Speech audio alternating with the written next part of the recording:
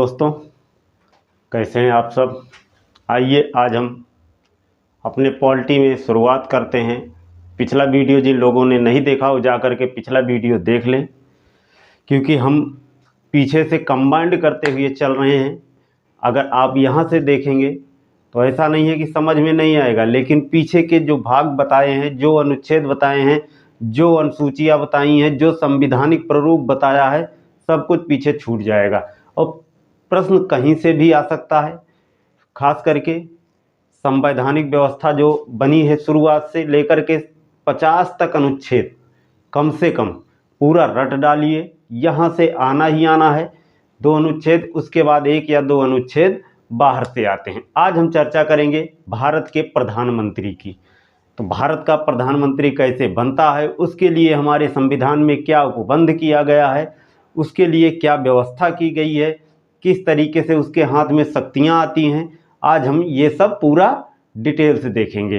तो मेरे यूपीपी और यूपीएसआई के साथियों, आप लोग लग जाइए, अभी भी समय है, बहुत ज़्यादा समय मिल गया है आप लोगों को। अब नहीं ये कहना कि मौका कम मिला था, ठीक है। तो आइए शुरुआत करते हैं अनुच्छेद 74 की। 74 में कहा गया है, 73 में बताया गया है कि राष्ट्रपति को सलाह देने के लिए एक मंत्रिपरिषद होगी। अनुच्छेद 74 में कहा गया राष्ट्रपति को सहायता और सलाह देने के लिए जो मंत्रिपरिषद होगी, इसमें राष्ट्रपति की सहायता और सलाह देने के लिए एक मंत्रिपरिषद होगी, जिसका प्रधान जो होगा वो प्रधानमंत्री होगा। राष्ट्रपति अपने कृत्यों के निर्वहन इन मंत्रिपरिषद की सहायता से या स्वयं करेगा। दूसरी बात इसमें कही जाती है, इस प्रश्न का किसी न्यायालय में जांच नहीं की जाएगी कि किस मंत्री ने कब राष्ट्रपति को क्या सलाह दी है, इसकी कोई जांच नहीं की जा सकती। सलाह दी है कि नहीं दी है, ये सब जांच नहीं करवाई जा सकती सुप्रीम कोर्ट में, ठीक है। अनुच्छेद 75 कहता है मंत्रियों के बारे में अन्य उपबंध करता है, ठीक है। प्रधानमंत्री की नियुक्ति जो करेगा, पहली बात, वो राष्ट्रपति करेगा, ठीक है। और अन्य मंत्रियों की जो नियुक्ति होगी वो राष्ट्रपति प्रधानमंत्री की सहायता पर करेगा, ठीक है। तो यहाँ पे राष्ट्रपति स्वयं अपने विवेक का प्रयोग नहीं कर रहा है, प्रधानमंत्री की सलाह पर कर रहा है। मंत्रिपरिषद में प्रधानमंत्री सहित मंत्रियों की जो कुल संख्या होगी लोकसभा के सदस्यों की कुल संख्या के 15% से अधिक नहीं होगी। इस बात को नोट करके रख लेना, ठीक है। ये नोट में डाल करके लिख लेना कितना प्रतिशत होगी। यूपीएसआई वाले तो जरूर नोट कर लेना, ठीक है। यूपी पुलिस में तो नहीं पूछा जाएगा इतनी गहराई से, लेकिन एसआई में पूछा जा सकता है। दूसरी बात इसमें कही गई है, मंत्री राष्ट्रपति के प्रसाद पर्यंत अपना पद धारण करेंगे। मंत्रिपरिषद लोकसभा के प्रति सामूहिक रूप से उत्तरदायी होगी, ठीक है। इसीलिए कहा गया है कि जब एक मंत्री अगर डूबेगा तो सबको लेकर के डूबेगा, ठीक है। तो ये क्या होगा, सामूहिक रूप से उत्तरदायी जो होगी वो मंत्रिपरिषद लोकसभा के प्रति होगी। प्रश्न आ सकता है यहाँ से भी, ठीक है। अनुच्छेद 75 में और बातें कही गई हैं, जैसे किसी मंत्री द्वारा अपना पद ग्रहण करने से पहले राष्ट्रपति की कौन सी अनुसूची यहाँ पूछी जा सकती है, तो याद रखना 3री अनुसूची में जो है दिया गया है कि प्रयोजन के लिए दिए गए प्रारूपों के अनुसार उसको पद और गोपनीयता की शपथ दिलाएगा। तो किस अनुसूची के माध्यम से, तो 3री अनुसूची, याद रखना इस बात को भी। कोई मंत्री जो निरंतर 6 मास की किसी अवधि तक संसद के किसी सदन का सदस्य नहीं है, उस अवधि 6 मास की जो अवधि है उसके समाप्त होने के बाद वो मंत्री नहीं रहेगा। इस बात का भी ध्यान रखना, ठीक है। उसे 6 महीने के भीतर क्या करना होगा, मंत्री जो है उसको संसद के किसी न किसी सदन की सदस्यता अवश्य लेनी पड़ेगी। इस बात का भी ध्यान रखना। अगर नहीं ले पाता 6 मास के अंदर तो क्या होगा, वो मंत्रिपरिषद से स्वयं इस्तीफा दे देगा, या जो लोकसभा अध्यक्ष होगा राष्ट्रपति, इसको मंत्रिपरिषद से खारिज करवा देगा, ठीक है। तो इस बात का विशेष ध्यान रखना। और सबसे बड़ी बात यूपीएसआई वाले मेरे भाई, आप लोगों को शपथ जो होती है किस अनुसूची के माध्यम से, तो 3री अनुसूची, याद रखना इसको, ठीक है। गोपनीयता की शपथ जो दिलाता है राष्ट्रपति। 6वीं बात कहती है मंत्रियों के वेतन और भत्ते ऐसे होंगे जो संसद विधि द्वारा समय समय पर अवधारित करे, और जब तक संसद इस प्रकार अवधारित नहीं करती तब तक ऐसे होंगे जो 2री अनुसूची में दिए गए हैं। ठीक है, वेतन भत्तों से संबंधित अगर पूछता है प्रश्न तो दूसरी अनुसूची में जो दिए गए हैं उस प्रकार होंगे। ठीक है, अगर संसद वेतन भत्ते निर्धारित नहीं करती तब दूसरी अनुसूची के अनुसार। ठीक है, संसद स्वयं वेतन भत्ते निर्धारित कर लेती है, कोई अपना वेतन थोड़ी छोड़ेगा। तो इस बात का भी ध्यान रखना। इसके बाद हम बात करते हैं आर्टिकल 78 पर। राष्ट्रपति को जानकारी देने आदि के संबंध में प्रधानमंत्री का कर्तव्य क्या होगा। ठीक है, तो राष्ट्रपति जब भी चाहे प्रधानमंत्री का यह कर्तव्य होगा कि वह संघ के कार्यकलाप और प्रशासन संबंधी और विधान विषयक जो संबंधी बातें हैं मंत्रिपरिषद के सभी विनिश्चय राष्ट्रपति को सूचित करे। दूसरी बात, संघ के कार्यकलाप को प्रशासन संबंधी और विधान विषयक प्रस्थापनाओं संबंधी जो जानकारी राष्ट्रपति मांगे उसको वो सौंपे, उसको दे। तीसरी बात, किसी विषय को जिस पर किसी मंत्री ने विनिश्चय कर दिया किंतु मंत्रिपरिषद में विचार अभी तक नहीं किया गया है, राष्ट्रपति द्वारा अपेक्षा किए जाने पर परिषद के समक्ष विचार के लिए वो बात रखे। तो ये 3-4 बातें इसमें भी 78 में याद रखना, क्योंकि यहाँ पे राष्ट्रपति की जो शक्तियाँ हैं उससे भी संबंधित हैं। तो राष्ट्रपति की शक्ति है, राष्ट्रपति प्रधानमंत्री से उसके प्रशासन संबंधी जो कार्य हैं, जो कानून हैं, उसके संबंध में वो जानकारी मांग सकता है। ठीक है, जब भी जरूरत समझेगा। समझ में आई बात। या फिर जो उसके कार्यकलाप हैं उससे संबंधित, मंत्रियों से संबंधित, मंत्री कोई प्रश्न का विनिश्चय किया हो और अभी तक उस पर चर्चा न की गई हो, उससे संबंधित विचार कर सकता है राष्ट्रपति, उसे सदन में रखवा सकता है, उस पर मतदान करवा सकता है। ठीक है, तो इस तरीके से प्रश्न टूटे फूटे ही सही लेकिन तोड़ फोड़ के ही पूछे जा रहे हैं प्रश्न। तो याद रखना कहाँ से कैसे प्रश्न, एक एक पॉइंट नोट करते चलना, जहाँ पे पॉइंट आ रहा है वहाँ पे जरूर नोट बना लेना, क्योंकि नोट करना सबसे बड़ी चीज़। नोट करोगे आप लोग 3 बातों का फायदा होगा, एक बार पढ़ेंगे, एक बार लिखेंगे, एक बार याद करेंगे, और वो सब लिखने में ही हो जाता है। अब हम बात करेंगे अपने संसद की। यहाँ पे संसद का गठन, राज्यसभा, लोकसभा, राष्ट्रपति, इन तीनों के बारे में राष्ट्रपति पहले पढ़ चुके हैं हम लोग। आइए आर्टिकल 79 संसद के गठन के बारे में प्रावधान करता है। इसमें कहा गया संघ के लिए एक संसद होगी जो राष्ट्रपति और 2 सदनों से मिलकर बनेगी, जिनके नाम राज्यसभा, लोकसभा और राष्ट्रपति, ये 3 होंगे। ठीक है, अब यहाँ पे जो 3 पिलर हैं, तो प्रश्न इन्हीं तीनों से उठता है कि संसद में तीनों पिलर बताइए कौन कौन से हैं। पिलर तो मैं अपने आप से बोल रहा हूँ, संसद किससे मिलके बनती है, प्रश्न ऐसे आते हैं। संसद के गठन संबंधित जो प्रावधान दिए गए हैं इसके बारे में पूरी चर्चा करेंगे अभी हम। लेकिन संसद किन किन लोगों से मिलके बनती है, तो एक तो राज्यसभा से, एक विधानसभा से और एक राष्ट्रपति से। सॉरी, विधानसभा से नहीं, लोकसभा, राज्यसभा और राष्ट्रपति से। ठीक है, आर्टिकल 80 देखते हैं तो इसमें राज्यसभा की संरचना दी गई है। राज्यों और संघ राज्य क्षेत्रों के प्रतिनिधि से मिलकर ये बनती है। ठीक है, राज्य और संघ राज्य क्षेत्रों के प्रतिनिधि से मिलकर ये बनती है। इसमें जो सदस्य होते हैं लगभग 238 सदस्य हैं। राष्ट्रपति द्वारा 12 सदस्य मनोनीत किए जाते हैं। इसमें राष्ट्रपति 12 सदस्यों को स्वयं मनोनीत करता है राज्यसभा में। तो 38 और 12 मिलाकर के हो गए 50। ठीक है, 250 सदस्य। तो इस बात का भी ध्यान रखना, यहाँ काउंटिंग से ज़्यादा मतलब मत रखना, बस उतना ही मतलब रखना कि कहाँ से कैसे बनती है। राज्यसभा में प्रत्येक राज्य के प्रतिनिधियों का जो निर्वाचन उस राज्य के विधानसभा के निर्वाचित सदस्यों द्वारा अनुपातिक प्रतिनिधित्व पद्धति के अनुसार एकल संक्रमणीय मत द्वारा किया जाएगा। इस बात का भी ध्यान रखना। राज्यसभा में प्रत्येक राज्य का जो प्रतिनिधि आता है वो राज्य की विधानसभा द्वारा निर्वाचित सदस्यों के द्वारा चुना जाता है, अप्रत्यक्ष रूप से। ठीक है, इस बात का भी ध्यान रखना। राज्यसभा में संघ राज्य क्षेत्रों के जो प्रतिनिधि ऐसी रीति से चुने जाएंगे जो संसद द्वारा निर्धारित की जाए। संसद इस पर नियम बनाती है, संसद नियम बनाएगी, उसी प्रकार ये केंद्र शासित प्रदेशों से सदस्य चुने जाएंगे। इस बात का भी ध्यान रखना। तो धीरे धीरे हम अपने पड़ाव पे चलते हैं।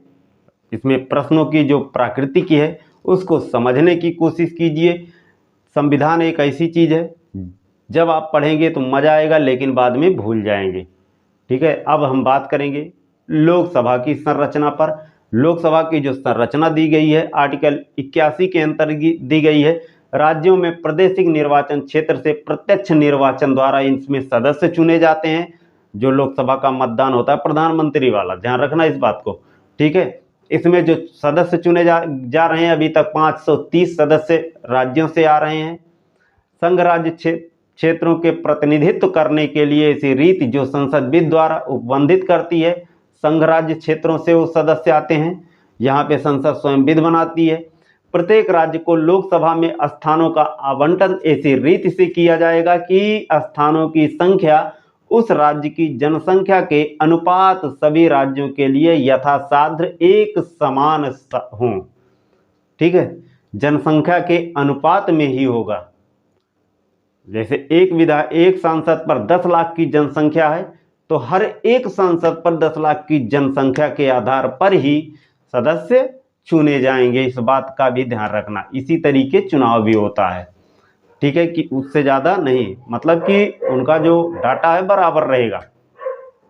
अनुच्छेद 83 में संसद के सदनों की अवधि की बात की गई है कि संसद के सदन की अवधि क्या होगी। तो राज्यसभा की बात करते हैं तो राज्यसभा एक अस्थाई सदन होता है, ये इसका विघटन कभी नहीं होता। ठीक है, प्रश्न आ सकता है कि अस्थाई सदन है राज्यसभा, लोकसभा, विधानसभा, ठीक है, या इनमें से कोई नहीं। तो याद रखना राज्यसभा जो है वो अस्थाई सदन होता है, ना लोकसभा होती है ना विधानसभा होता है।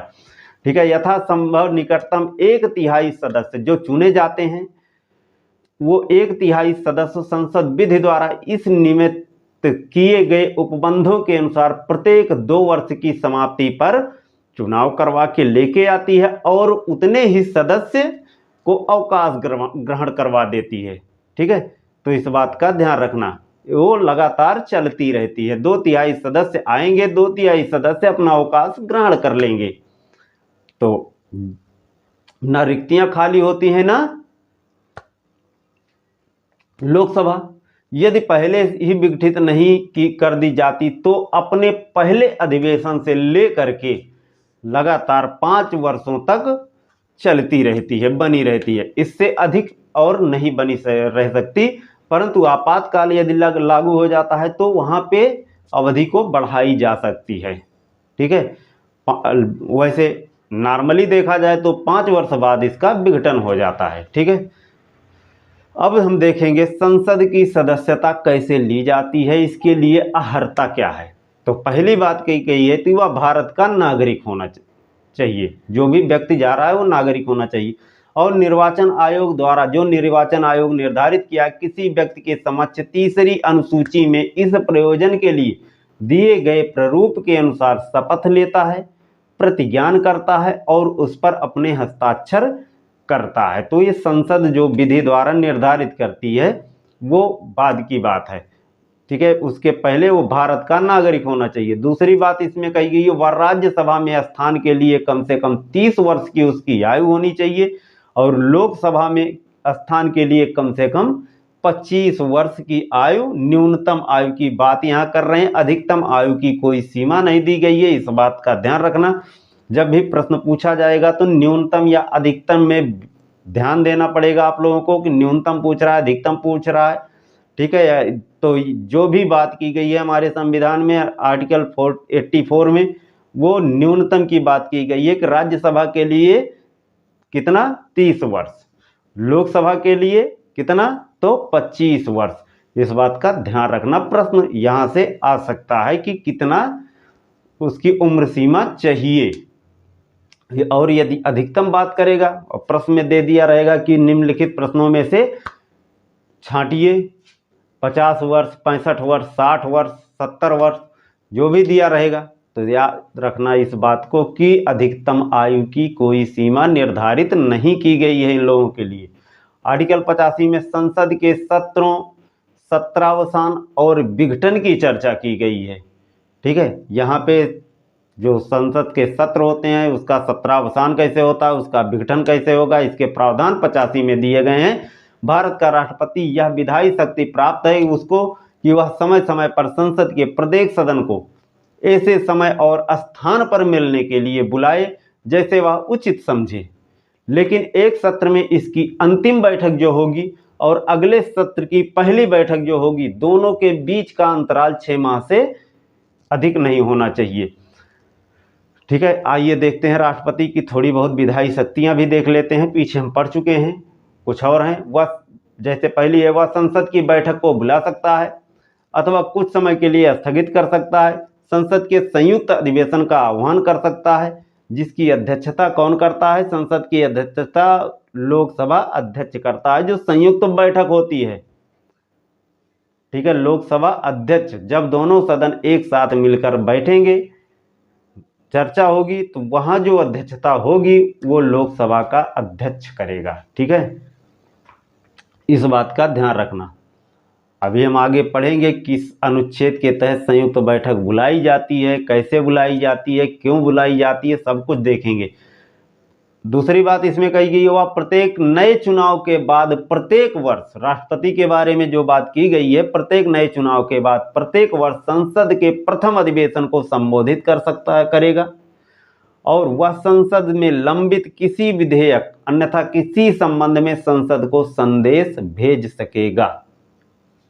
ठीक है, जो पहला चुनाव होगा और सत्र की पहली बार जो शुरुआती सत्र होगा, जो बैठक होगी, उसको राष्ट्रपति स्वयं संबोधित करेगा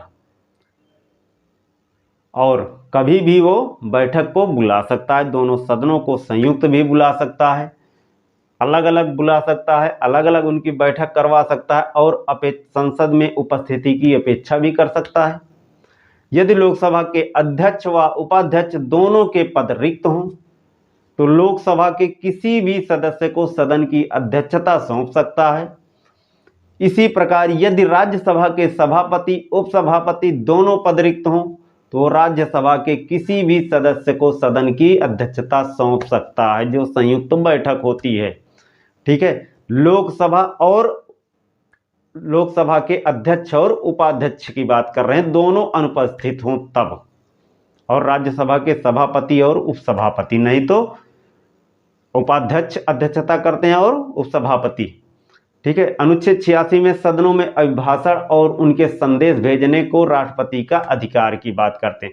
राष्ट्रपति संसद के किसी सदन में या एक साथ समावेत दोनों सदनों में अभिभाषण कर सकेगा और इस प्रयोजन के लिए सदस्यों की उपस्थिति की अपेक्षा कर सकेगा। अभी पीछे मैंने इसकी चर्चा कर ली है राष्ट्रपति की शक्तियों में ही, तो ठीक है, इस बात का भी ध्यान रखना। आर्टिकल 86 में क्या कहा गया है, तो एक बात तो ये हो गई। दूसरी बात कही गई है, राष्ट्रपति संसद में उस समय लंबित किसी भी विधेयक के संबंध में संदेश, कोई अन्य संदेश संसद के किसी सदन को भेज सकता है। जो भी विधेयक लंबित हो उसके बारे में राष्ट्रपति पूछताछ कर सकता है, चर्चा करवा सकता है, उसको वहां पे मतदान भी करवा सकता है बैठक बुला करके। ठीक है, अनुच्छेद 87 में राष्ट्रपति का विशेष अभिभाषण की बात की गई है। ठीक है, ध्यान रखना, मोटी मोटी बातें तो जरूर याद रखना। राष्ट्रपति लोकसभा के लिए प्रत्येक साधारण निर्वाचन के पश्चात प्रथम सत्र और आरंभ में और प्रत्येक वर्ष के प्रथम सत्र के आरंभ में एक साथ दोनों सदनों को बुला करके अभिभाषण करेगा। संसद को उसके आह्वान का कारण भी बताएगा कि क्यों बुलाया गया है, लेकिन याद रखना प्रत्येक वर्ष के प्रारंभ में जरूरी है संविधान में दिया गया है, और जब लोकसभा नई गठित हो तब पहली बैठक राष्ट्रपति दोनों सदनों को मिलाकर करता है। आर्टिकल 88 की बात करते हैं अगर हम, तो सदनों के बारे में मंत्रियों और महान न्यायवादी के अधिकार क्या हैं। तो भारत का जो मंत्रियों के तो अधिकार हम लोगों ने देख लिए, वही अधिकार महान न्यायवादी को भी मिलते हैं। भारत के महान न्यायवादी को यह अधिकार होगा कि वह किसी भी सदन में, सदन की किसी संयुक्त बैठक में और संसद की किसी समिति में जिसमें उसका नाम सदस्य के रूप में दिया गया है, वहाँ पे वो बोल सकता है, उसकी कार्यवाहियों में भाग ले सकता है। और किंतु इस जो अनुच्छेद 88 की बात कर रहे हैं, तो यहाँ पे उसे मत देने का अधिकार नहीं दिया गया है। अब हम आर्टिकल 93 पर पढ़ेंगे, लोकसभा के अध्यक्ष और उपाध्यक्ष के बारे में। इसका भी ध्यान रखना, हम वही आर्टिकल पढ़ रहे हैं जो आ सकते हैं एग्जाम में, इससे ज़्यादा नहीं, एक साथ तो बहुत ज़्यादा लंबा हो जाएगा। तो आइए आर्टिकल 93 के देखते हैं। तो इसमें पहली बात कही गई है कि लोकसभा यथाशीघ्र अपने 2 सदस्यों को अपना अध्यक्ष और उपाध्यक्ष चुनेगी। जब जब अध्यक्ष या उपाध्यक्ष का पद रिक्त होगा, तब तब लोकसभा किसी अन्य सदस्य को यथास्थिति तत्काल में अध्यक्ष या उपाध्यक्ष चुनेगी। ठीक है, तो इस बात का भी ध्यान रखना, अध्यक्ष और उपाध्यक्ष के जो पद दिए गए हैं, ठीक है, अब इनका त्याग, पद से हटाया जाना आर्टिकल 94 में ही दिया गया है। ठीक है, तो इस बात का भी ध्यान रखना, लोकसभा के अध्यक्ष या उपाध्यक्ष के रूप में पद धारण करने वाला सदस्य जो होगा, यदि लोकसभा का सदस्य नहीं रहता तो अपना पद रिक्त कर देगा। दूसरी बात, किसी भी समय यदि वह सदस्य अध्यक्ष है, उपाध्यक्ष को और उपाध्यक्ष है तो अध्यक्ष को अपने संबोधित अपने हस्ताक्षर लेख द्वारा अपना पद त्याग सकता है।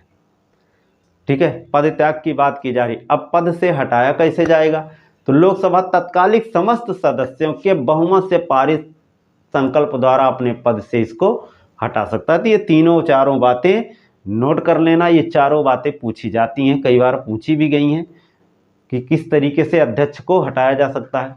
तो पहली बात आप लोगों ने देखा कि वो स्वयं हट सकता है, इस्तीफा दे सकता है, और दूसरी बात समस्त बहुमत, लोकसभा के समस्त सदस्यों के बहुमत से हटाया जा सकता है। अब आर्टिकल 95 की बात करेंगे। तो 95 में कहा गया, अध्यक्ष के पद के कर्तव्यों का पालन करने, अध्यक्ष के रूप में कार्य करने की उपाध्यक्ष या अन्य व्यक्ति की जो शक्तियां होंगी, उसकी चर्चा हम आर्टिकल 95 में करते हैं। ठीक है, तो 95 में कहा गया है, जब अध्यक्ष का पद रिक्त है तब उपाध्यक्ष, और यदि उपाध्यक्ष का पद रिक्त है तो लोकसभा का ऐसा सदस्य जिसको राष्ट्रपति इस प्रयोजन के लिए नियुक्त करे, उस पद के कर्तव्यों का वो पालन करेगा। ठीक है, अध्यक्ष का पद रिक्त है तब उपाध्यक्ष इसका काम करेगा, और यदि उपाध्यक्ष का पद रिक्त है तो लोकसभा अपने में से एक सदस्य चुनेगी, और वो सदस्य जो है जिस प्रयोजन के लिए उसे चुना गया है उसका वो पालन करेगा, वो कर्तव्यों का निर्वहन करेगा। तो इस बात का भी ध्यान रखना। दूसरी चीज है इसमें, लोकसभा की किसी बैठक के अध्यक्ष की अनुपस्थिति में उपाध्यक्ष, और यदि वह भी अनुपस्थित है तो ऐसा व्यक्ति जो लोकसभा की प्रक्रिया के नियमों द्वारा अवधारित किया जाए, या यदि ऐसा कोई व्यक्ति उपस्थित नहीं है तो ऐसे अन्य व्यक्ति जो लोकसभा द्वारा अवधारित किए जाएंगे, उपाध्यक्ष अध्यक्ष के रूप में कार्य करेंगे। ठीक है, तो इस बात का भी ध्यान रखना कि लोकसभा किसी बैठक, जो बैठक हो रही है उसमें अध्यक्ष, अध्यक्ष की अनुपस्थिति में उपाध्यक्ष, उपाध्यक्ष की अनुपस्थिति में कोई और व्यक्ति जो लोग उस सदन का सदस्य है। आर्टिकल 107 की अब बात करेंगे हम। आर्टिकल 107 में विधेयक की चर्चा की गई है। विधेयक के पूरा स्थापन और पारित किए जाने के संबंध में उपबंध करता है आर्टिकल 107। अब 2-3 आर्टिकल लगातार हम देख लेंगे, 107, 109, 108, ये तीनों आर्टिकल देख करके ये वीडियो हम समाप्त करेंगे, लंबा होता जा रहा है। तो आर्टिकल 107 में जो प्रावधान किया गया है, सबसे पहली चीज तो मोटी हेडिंग डाल के लिख लेना, विधेयक को पूरा स्थापन और पारित किए जाने के संबंध में उपबंध किस आर्टिकल में किया गया है, यहाँ से यही प्रश्न आ सकता है। तो याद रखना ये आर्टिकल 107 में किया गया है। तो किस तरीके से आप लोग अनुच्छेद तैयार कर रहे हैं, जिस भी तरीके से तैयार हो सके तैयार करते जाइए, तोड़ के मरोड़ के किसी भी तरीके। इसमें पहली बात 107 में जो कही गई है, धन विधेयक और अन्य वित्त विधेयक के संबंध में अनुच्छेद 109 के तहत प्रावधान किया गया है। अनुच्छेद 108 और अनुच्छेद 109 के उपबंधों के अधीन रहते हुए कोई विधेयक संसद के सदन द्वारा तब तक पारित किया गया नहीं समझा जाएगा जब तक संशोधन के बिना या केवल ऐसे संशोधन सहित जिन पर दोनों सदन सहमत हो गए हों उस पर दोनों सदनों की सहमति दर्ज की जाएगी, तभी कोई विधेयक आगे जाएगा। ठीक है। अनुच्छेद 108 और अनुच्छेद 109 के तहत जो भी विधेयक पेश किए जाएंगे उस पर दोनों सदनों की सहमति जरूरी है।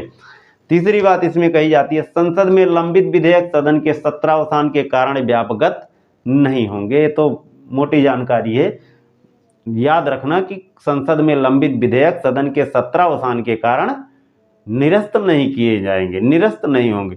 और चौथी बात, राज्यसभा में लंबित जो विधेयक है वो भी निरस्त नहीं होगा, वो कभी भी पेश किया जा सकता है। पांचवी बात, कोई विधेयक जो लोकसभा में लंबित है और जो लोकसभा द्वारा पारित कर दिया गया और राज्यसभा में लंबित है, अनुच्छेद 108 के उपबंधों के अधीन रहते हुए लोकसभा के विघटन पर व्यापगत हो जाएंगे, समाप्त हो जाएंगे। यदि लोकसभा उस समय कोई विधेयक रखती है, पारित करती है, राज्यसभा पहुंचा देती है, राज्यसभा उसको पारित नहीं करती और उसी बीच लोकसभा का विघटन हो जाता है, तो वो जो विधेयक है उसी समय समाप्त हो जाएगा। आर्टिकल 108 की बात करते हैं तो कुछ दशाओं में दोनों सदनों की संयुक्त बैठक की चर्चा करता है।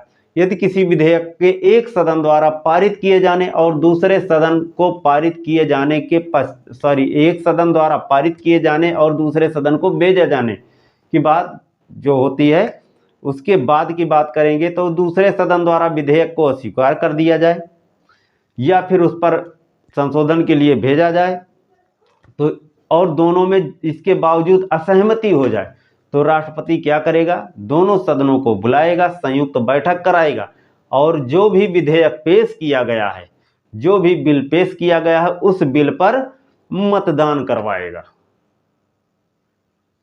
ठीक है। अब संयुक्त बैठक की अध्यक्षता कौन करेगा, इस बात की बात करते हैं। तो संयुक्त बैठक की जो अध्यक्षता की जाएगी किसके द्वारा की जाएगी, अभी पीछे मैंने बात किया, लोकसभा अध्यक्ष के द्वारा की जाती है। ठीक है। तो जब असहमति हो जाती है तो दोनों सदन एक साथ आएंगे, उस पर मतदान करेंगे और तब वो बिल पारित हो जाएगा। अनुच्छेद 110 धन विधेयक से संबंधित है। धन विधेयक पारित कराने की प्रक्रिया का जो वर्णन है वो 110 में किया गया है। ठीक है। धन विधेयक के संबंध में राज्यसभा के पास जो शक्तियां हैं उसका भी वर्णन किया गया है। तो राज्यसभा के पास कोई शक्ति नहीं है धन विधेयक के संबंध में, इस बात का ध्यान रखना। ऐसे नहीं मत बोलना कि कोई शक्ति नहीं है, धन विधेयक लोकसभा से पारित होकर के जाएगा। धन विधेयक याद रखना कि लोकसभा में ही रखा जाएगा, लोकसभा से पारित होकर के राज्यसभा में जाएगा, राज्यसभा उसको अधिक से अधिक 14 दिन तक रोक सकती है, इससे ज़्यादा कुछ नहीं। फिर राज्यसभा उसको वापस भी कर देगी तो 15वें दिन वो पारित ही मान लिया जाएगा। तो दोस्तों अब हम 110 तक पहुंच गए हैं आर्टिकल में, तो इस बात का ध्यान रखना धन विधेयक जो है वो 110 के अंतर्गत है। 108 109 विधेयकों से संबंधित है। ठीक है। 108 संयुक्त बैठक से संबंधित है। कई बार प्रश्न आ चुका है, इस बात का ध्यान रखना कि जो संयुक्त बैठक राष्ट्रपति करवाता है किस अनुच्छेद के तहत करवाता है, तो 108 के तहत। 109 विधेयक से संबंधित है, 110 धन विधेयक से संबंधित है। ऐसे मोटे तरीके से याद करेंगे तो पूरा याद हो जाएगा। तो हम अपनी चर्चा को यहीं पे विराम देंगे, फिर अगले वीडियो में मिलेंगे। वीडियो अच्छी लगी तो लाइक ज़रूर करना, दोस्तों तक शेयर ज़रूर करना। ठीक है। यदि आप लोग हमारी सहायता करेंगे, हम आपकी सहायता इसे करते रहेंगे, मेहनत करके पढ़ा रहे हैं, आप लोग भी मेहनत करके पढ़ते जाइए, अपना झंडा गाड़ के आइए बस इस बार, चाहे यूपीएसआई हो, चाहे यूपी पुलिस हो, चाहे जो वैकेंसी हो, चाहे पीएससी की भी भर्ती 10,000 के आसपास आने वाली है तो उसमें भी। तो फिर मिलते हैं अगले वीडियो में। नमस्कार।